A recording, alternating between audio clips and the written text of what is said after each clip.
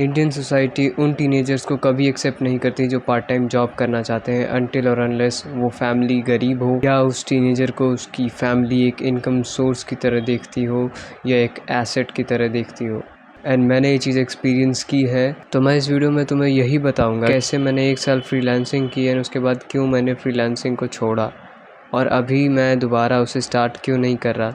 अगर तुम एक टीनेजर हो और तुम कोई जॉब करते हो या कोई भी किसी भी मेथड से या किसी भी सोर्स से तुम इनकम कर रहे हो, तो वहाँ पर अगर तुम्हारी फैमिली की कंडीशन ख़राब है, तुम एक बहुत ही ज़्यादा पुअर फैमिली से आते हो, तो तुम्हारी फैमिली का रिस्पॉन्स तुम्हारे लिए नॉर्मल रहेगा क्योंकि तुम उनको पैसे ला कर दे रहे हो और उन्हें उसकी नीड है। लेकिन अगर तुम एक नॉर्मल फैमिली से आते हो जहाँ पर सर्वाइवल की ज़्यादा प्रॉब्लम नहीं है, तो तुम्हारे लिए प्रॉब्लम ये हो सकती है कि तुम्हारी फैमिली तुम्हें हर चीज़ में टोकेगी कि तुम ऐसा क्यों कर रहे हो या फिर ये सब करने की तुम्हें ज़रूरत क्या है।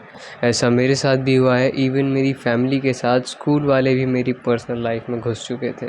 ये बात अभी कुछ टाइम पहले की है, आज अभी से 6 से 7 महीने पहले मेरे साथ स्कूल में जो हुआ था वो मैं तुम्हें बताने वाला हूँ। एक दिन मेरे फादर को बुलाया जाता है स्कूल में एंड वहाँ पे होता ही है कि मेरा जो क्लास टीचर था, काफ़ी टॉक्सिक टीचर है, मैं पहले बता रहा हूँ, उसे मुझसे प्रॉब्लम है और मेरे एक काउंसलिंग वाले टीचर हैं वो थे।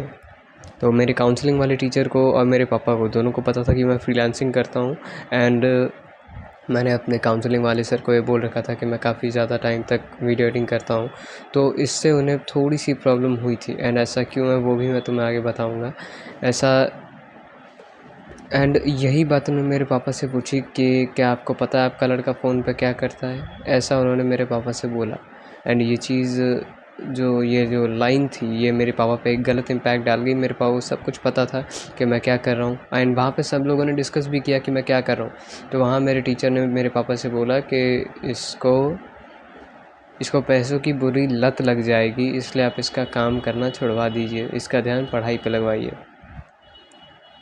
एंड मैं ये समझ नहीं पाया उस वक्त कि ये लोग इतने कि अगर हम लोग कोई और काम करें, जैसे मैं दिन भर अगर फ़ोन चलाऊं या दिन भर मैं फालतू में पड़ा रहूं, तो यही लोग मुझे फिर ये बोलेंगे कि तू 18 साल का हो चुका है या 17 साल का हो चुका है, तो अपनी लाइफ में सीरियस नहीं है, तो इतनी एज में बच्चों को अकल आ जाती है। तो इन लोगों ने कैसे ये डिसाइड कर लिया है कि अगर मैं पैसे कमाने लग गया हूँ तो मुझे पैसे की लत लग जाएगी।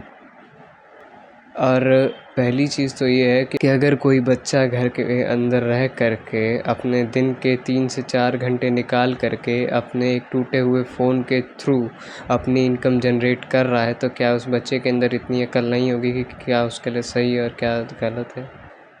ये चीज़ वैसे तो मैं चाहता हूँ कोई मुझे खुल के जवाब दे, क्योंकि मेरे अकॉर्डिंग तो ज़्यादातर टीनेजर जो अभी इस वक्त अर्न कर रहे हैं, ऑनलाइन जो अर्न कर रहे हैं, मैं उनकी बात नहीं कर रहा जो किसी फैक्ट्री में जा रहे हैं या कहीं भी जा रहे हैं, क्योंकि मैंने ये चीज़ देखी है कि वो बच्चे ज़्यादा मैच्योर तो होते हैं लेकिन उनकी कुछ गलत आदतें बन जाती है बाहर रह कर के, क्योंकि फिर वही बात आ जाती है कि इंडियन सोसाइटी जो है हमें नहीं जीने देती। इंडियन सोसाइटी में काफ़ी ज़्यादा प्रॉब्लम्स है, बच्चे उस सोसाइटी का पार्ट बनने चले जाते हैं एंड वहाँ वो उन लोगों से मिलते हैं जिन लोगों से उन्हें शायद नहीं मिलना चाहिए था, क्योंकि वही लोग उन्हें बाद में टॉक्सिक बनाते हैं, वही लोग उन्हें बिगाड़ते हैं। और जो बच्चे ऑनलाइन घर पे बैठ के मेरी तरह काम कर रहे हैं उनमें एक चीज़ यही ठीक होती है कि वो इतनी जल्दी नहीं बिगड़ सकते हैं, और बिगड़ नहीं सकते हैं वैसे तो मैं ये कह रहा हूँ, लेकिन अगर बिगड़ते भी हैं तो बहुत ही ज़्यादा स्लोली असर होगा उन पर इन चीज़ों का एंड पल पल उनकी फैमिली देखेगी कि वो कैसे बिगड़ रहे हैं, तो वो उन्हें टोकेगी।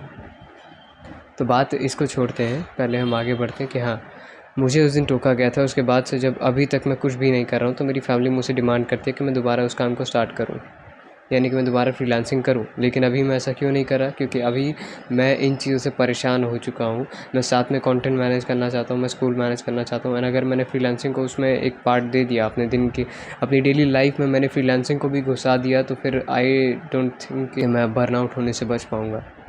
प्रॉब्लम बहुत ज़्यादा होगी मुझे। लेकिन यहाँ पे मेन टॉपिक ये है कि इंडियन सोसाइटी तुम्हें किस तरह ट्रीट करती है। पहली चीज़ कि तुम्हारे जितने भी फ्रेंड्स वो सारे तुमसे जेलस होंगे, क्योंकि तुम एक इनकम सोर्स ऑलरेडी बना चुके अपने टीनेज ईयर्स में, जहाँ पे उन लोगों को अच्छे से रीडिंग भी नहीं आती। और ये बात मैं सीबीएसई वाले बच्चों की कर रहा हूँ जिनको हिंदी पढ़नी नहीं आती और इंग्लिश बोलनी नहीं आती। ऐसे ऐसे बच्चे हमारे स्कूल्स में पढ़ते हैं, एंड ख़ासकर गवर्नमेंट स्कूल्स में। तो ये जो बच्चे हैं, अगर तुम्हारे फ्रेंड्स ऐसे बच्चों में से आते हैं तो फिर वो तुमसे जेलस होंगे, चाहे तुम कैसे भी हो, चाहे तुम उनके लिए कितना भी हम्बल बन के रहो, तुम कितने भी अच्छे बन लो, लेकिन तुमसे जेलस रहेंगे। एंड बात सिर्फ इन बच्चों की नहीं है, बात है टीचर्स की भी। वो जो टीचर जिसने मुझे ये कहा कि आपके बच्चे को लत लग जाएगी, उसने ऐसा इसलिए कहा था क्योंकि उससे अपने ऊपर डाउट हुआ था एंड उसे जेलसी फील हुई थी। और कहीं ना कहीं ये बात पूरी क्लास ने देखी थी कि उनकी जेलसी किस लेवल पे जा चुकी है मेरे लिए। उस सर जो थे मेरे साथ काफ़ी अच्छा बिहेव करते थे एंड मुझे हमेशा अच्छे से ट्रीट किया उन्होंने, लेकिन फिर भी वो जेलस हो गए। मैं उन्हें गलत नहीं बोल रहा, लेकिन मैं उन्हें ये समझाना चाहता हूँ कि बात ये है कि अगर कोई बच्चा अपना इनकम सोर्स बिल्ड कर सकता है घर पे बैठे बैठे एक कमरे के अंदर, तो फिर उस बच्चे के अंदर इतनी अक्ल नहीं होगी कि वो लॉन्ग टर्म के बारे में सोचे। बस इतनी सी बात मैं कहना चाहता हूँ। अब मैं तुम्हें ये बता देता हूँ कि मेरी मिस्टेक्स क्या रही हैं इस मामले में। पहली चीज़ कि मुझे काम को छोड़ना नहीं चाहिए था, अपने बंद नहीं करना चाहिए था फ्रीलांसिंग को इन लोगों की बातें सुन करके। एंड ऐसा मैंने डीमोटिवेट होकर किया था क्योंकि मैं देख रहा था कि इतना कुछ करने के बाद भी ये लोग मेरी वैल्यू इसलिए नहीं कर रहे हैं क्योंकि मैं इन लोगों की बातें नहीं मानता, क्योंकि मैं इन लोगों से ज़्यादा बेटर हो चुका हूँ अभी, और मैं इन लोगों से ज़्यादा बेटर होते जा रहा हूँ। क्योंकि ये लोग कहीं ना कहीं अपना कंपैरिजन मुझसे करते थे हमेशा, एंड यही वो लोग हैं जो मुझे ये कहते हैं कि अपना कंपैरिजन करना छोड़ दो। इंडियन टीचर्स जो हैं ये काफ़ी ज़्यादा टॉक्सिक होते जा रहे हैं, मैं वक्त के साथ देख रहा हूँ, और इसी वजह से शायद बच्चे परेशान हैं। मैं सिर्फ एक ऐसे बच्चे की, मैं किसी बैक बेंचर की बात यहाँ पे नहीं कर रहा हूँ, ना ही किसी ऐसे बच्चे की जो पढ़ना लिखना नहीं चाहता। मैं ऐसे बच्चों की बात कर रहा हूँ जो सच में पढ़ना चाहते हैं, जो सच में काफ़ी अच्छे स्टूडेंट्स रह चुके हैं, क्योंकि मैं भी एक अच्छा स्टूडेंट था एंड मेरे ख्याल से तो अभी भी हूँ, बस कोई मानता नहीं है। एंड मैं इन लोगों के सामने इसीलिए नहीं आना चाहता क्योंकि मैं जानता हूँ कि ये टीचर्स कितने ज़्यादा टॉक्सिक हैं और कितने ज़्यादा बेकार बन सकते हैं मेरे आगे ये। इसी वजह से मैं इन लोगों की नज़र में नहीं आना चाहता, नहीं तो ये लोग हमेशा मुझे टारगेट करते रहेंगे। एंड ऐसा तो अभी भी हो रहा है। कुछ टीचर जिनकी नज़र में मैं आ गया हूँ वो हमेशा मुझे टारगेट करते रहते हैं कुछ ऐसी ही बातों के लिए जो मुझ में अलग है बाकी बच्चों से। तो अगर तुम एक ऐसे टीनेजर हो जो इन सबसे जो बाकी लोगों से अलग बनना चाहते हो, तो इन सब चीज़ों के लिए तुम्हें तैयार रहना पड़ेगा। एंड दूसरी चीज़ कि तुम अगर ऐसा करते हो तो तुम्हारे टीचर्स के साथ तुम्हारे पेरेंट्स भी तुम्हारे ख़िलाफ़ हो सकते हैं, क्योंकि अभी तक जो पेरेंट्स हैं हमारे एंड जो टीचर्स हैं इन्होंने एक्सेप्ट नहीं किया है। पढ़ाई से ज़्यादा ऊपर किसी चीज़ को नहीं रखते हैं ये, अब मेरे ख्याल से नहीं रखना चाहिए, लेकिन फिर भी इतना पागल नहीं होना चाहिए किसी चीज़ के पीछे। बच्चों को एक्सपेरिमेंट करने दो, बच्चों को ट्राई करने दो, क्योंकि किसी को कुछ नहीं पता किस बच्चे के अंदर क्या खासियत है और कौन सा बच्चा क्या टैलेंट लेके घूम रहा है। इसी के साथ मैं वीडियो को ख़त्म करता हूँ, और अगर तुम लोगों को ये वीडियो पसंद आई हो तो make sure to subscribe this channel, and I hope मैं तुम लोगों को वो चीज़ समझा पाया हूँ जो मैंने फील की है।